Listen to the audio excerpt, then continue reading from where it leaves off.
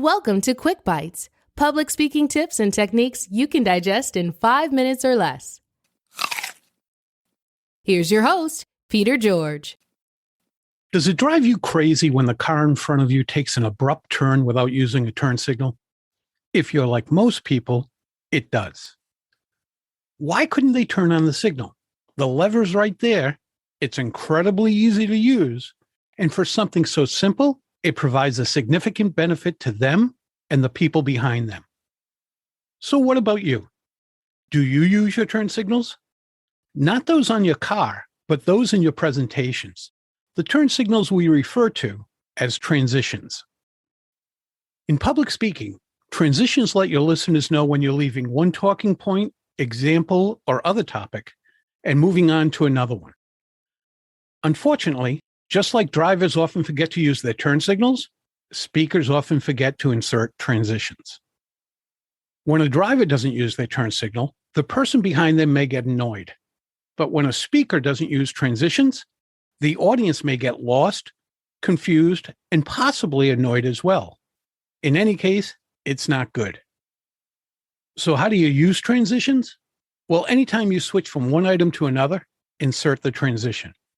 This could be as simple as next. Another example is therefore. When you set up your first talking point with first, you can list the following talking points with second, third, last, and so on. Now that you've heard how easy it is to use simple transitions that guide your audience from one talking point to another, you're going to learn about a slightly more sophisticated transition. This one arguably provides an even greater benefit to your audience. It's called the flashback transition. When moving from one talking point to another, you say something to the effect of, now that you've heard how A does this, you're going to learn how X does that. In essence, the flashback transition sums up what your audience just heard and why it matters. And then it gives a glimpse into the next talking point and the benefit it provides. Yet another kind of transition is the concluding transition.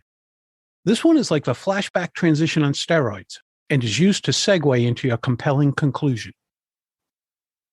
Let's say you have 3 talking points. When it comes time to bridge your last talking point to your conclusion, you want to remind your audience what they learned and the corresponding benefits. And then you want to restate the takeaway. It could go something like this.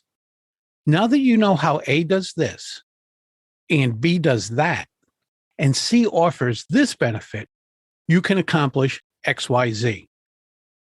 Then go directly to your conclusion. So there are the 3 kinds of transitions. The simple transition, it's easy to use and helps your audience follow you as you move on to your next point. The flashback transition, it's a little more involved, but yields even greater benefits to your audience. In the concluding transition, it sums up your various talking points and the benefits they provide. Now you're able to use them in ways that make it easier for your audiences to follow you and your presentations.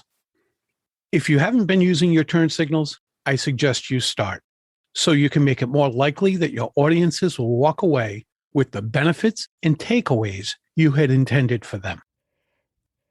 Thank you for devouring another episode of QuickBites. Tune in Monday when you'll hear another episode of Public Speaking with Peter George, and again Thursday for your next episode of QuickBites.